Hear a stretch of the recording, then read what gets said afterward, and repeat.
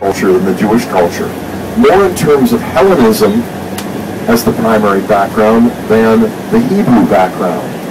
And so there was a great deal of attention being paid to the mystery religions of wider Hellenism and all of these spurious parallels. Well, at the end of the 40s, with the discovery of the scrolls, and then the 50s, with their translation and slow and gradual publication, this landmark event represented not only an archaeological breakthrough for scholars, but an interpretive breakthrough for Christians, and one that really plays out positively for Catholics especially. Why? Well, for one thing, we discovered in the Dead Sea Scrolls all sorts of parallels. And I'm going to unpack this a little bit more when we get to Qumran.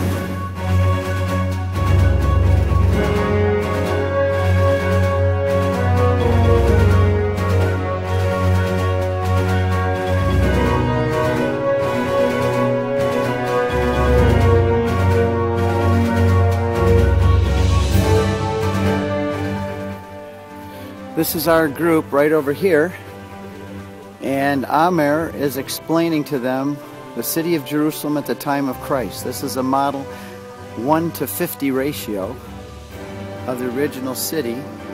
This is the temple, and that's our group right over there, learning all about the temple and the city of Jerusalem at the time of Jesus.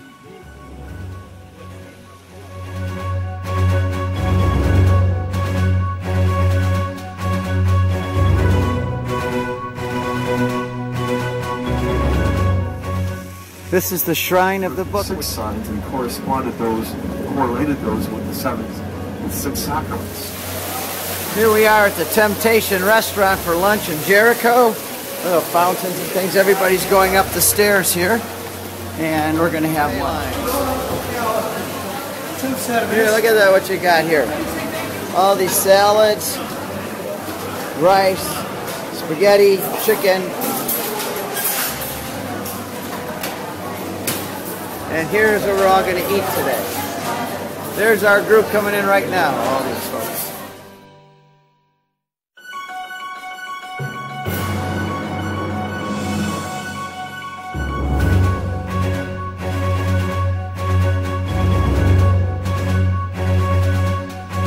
I'm not an expert on the Dead Sea Scrolls, but I've had the privilege of studying under a few who are. And I've had some close contacts over the years with some colleagues who've done some work on the Dead Seas. I've co-taught a course that lasted it lasted a semester. Dr. Han at Qumran, where he's going to give us a talk on the Dead Sea Scrolls and the community of Qumran. The first thing is that, you know, the Dead Sea Scrolls have been in the news a lot over the last 20 years. Why? Because you had the rate of translation after their discovery in 47 and 48, it was like a glacier. You know, there were people like Roland DeVoe, but especially Frank Moore-Cross, who were giving these manuscripts to scholars who wanted to be meticulous and take their good old time. And so men like Millick took 20 years or more on single manuscripts, and some of them were never even completed. And so by the late 70s, there was this outcry, get these things published. And so through the work of people like Herschel Shanks and others, a lot of pressure was brought to bear upon this Dead Sea Scroll monopoly.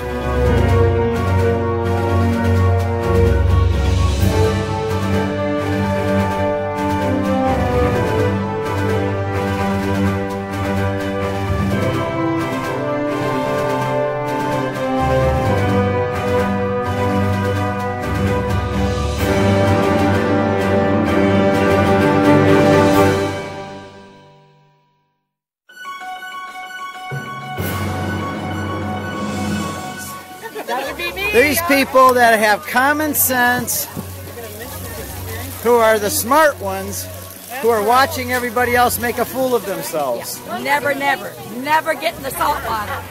Oh my, 100 people out in the water, in the Dead Sea, putting mud on, floating on their backs, trying to figure all this out.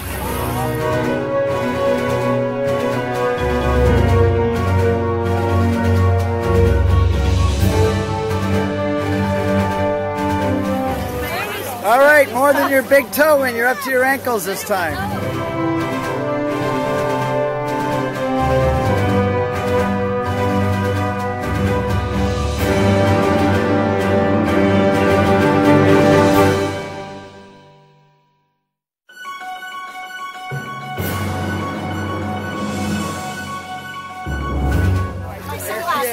There's Dr. Hahn out there and his son David, and these are all our pilgrims out here floating around, covering themselves with the mud, which is very good for your skin. Walk backwards. Floating in the water. All right. Whoa.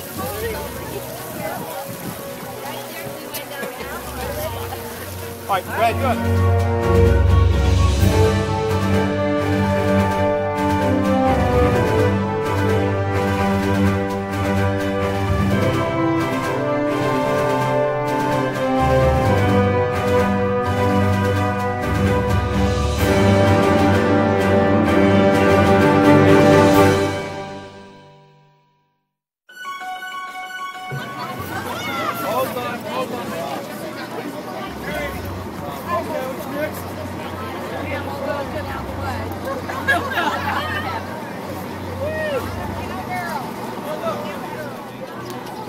I'm getting your movie, Matt.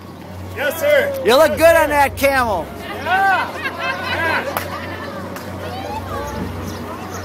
There's Father coming down.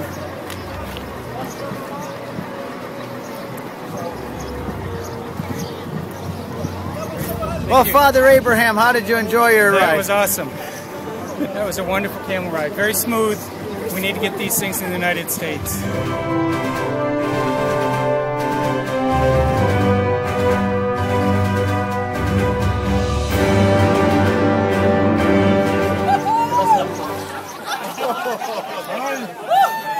It's a trip.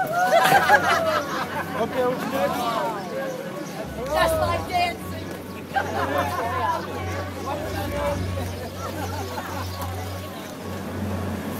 So we're now driving on our way back up into Jerusalem, which is in the mountains up there. And that is bus number 3 right ahead of us. Bus number 1 is already on its way. We'll soon be back to the hotel for Mike Aquilina's talk and dinner and the end of another good day. After Mike Aquilina's great talk this evening, Rob Corzine took the stage in promoting the St. Paul Center's projects, and especially our Fathers of the Church pilgrimage this November 2011. Bless these items, the Father and the Son and the Holy Spirit. Amen.